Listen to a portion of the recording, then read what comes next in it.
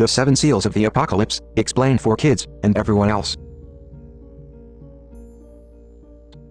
There is an ancient scroll written in heaven that explains the wherefore and the solutions to the world's problems. Since the beginning of the creation, no one in heaven or earth could open the scroll. But the Lion of the tribe of Judah, who became the Lamb in order to die for sinners, yet he overcame death and hell, and therefore has the right to open the scroll. The Lamb broke the first seal, and behold, a white horse came forth. The rider had a bow and arrows, which represents his dangerous ability to deceive. The crown on his head represents sinful pride. He rode forth to gather many followers. The Lamb broke the second seal, and behold, a red horse came forth. The rider had a huge sword, which represents sinful rebellion. He rode forth to arm his followers, to form tribes in the lands of Magog, and to take peace from the earth.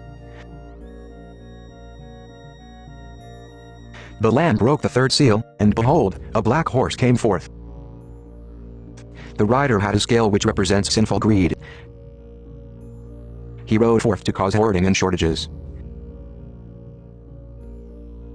The Lamb broke the fourth seal, and behold, a green horse came forth. The rider brought certain death for sinners. He rode forth to cause people to waste their lives and experience death, which is only the first death.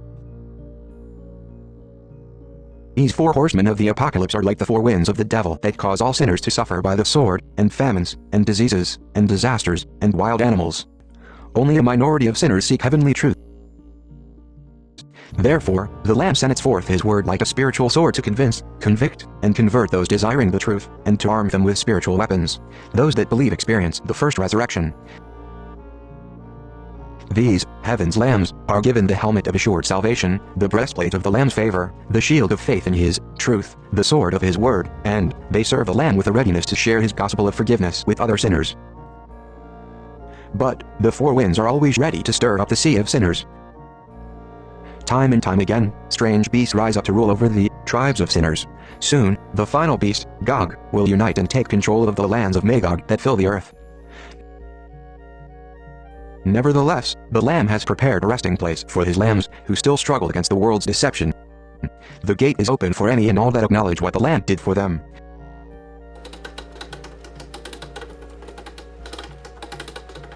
This camp of heaven's lambs is like a spiritual third temple upon the earth. Here, the Lamb's servants find even more truth and joyful support for one another. Yet, one day, the gate will close, signifying that no one else desires truth. Until then, the Lamb's assembly is the only safe place. When the last days arrive, Gog will persuade all the lands of Magog to gather throughout the earth. Their number is like the grains of sand on the seashore. Gog will force them to surround the joyful camp of the Lamb.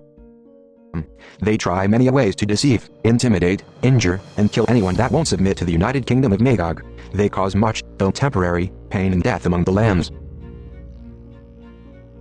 The Lamb broke the 5th seal, and behold, his lambs were not dead, but had experienced the second resurrection. They were gathered at the altar of heaven's gate. They were comforted after they asked why so much suffering, and when will it all end? The Lamb said that when the last possible sinner becomes a lamb, then the end will come. In the meantime, the earthly and spiritual battle rages on. His lambs will continue to suffer at the hands of sinners and must forgive them in the name of the Lamb. In this way, that last sinner will finally join the Lamb's assembly. Then the Lamb broke the 6th seal, and behold, the whole universe began to shake. And the Lamb appeared in the sky for all sinners to see. The assembly of heaven's lambs escaped the first death and experienced the long-hoped-for rapture, but the other sinners went on to experience that first death. At the final judgment, the joyful assembly of heaven's lambs were gathered to the right of the Lamb's glorious throne. To the left were all those that denied the obvious truth, and who tortured all those trusting in the truth. For the sake of heaven's lambs, the one on the throne pronounced judgment on all those that died as sinners. They were all sent away to experience the second death in the same place prepared for the devil. They were thrown into the lake of fire, along with Gog and Magog. They will suffer in that dreadful prison. Then the Lamb opened the 7th seal, and behold, with the sound of mighty trumpets, the Lamb and his lambs entered into the place they had longed for, their eternal, heavenly home.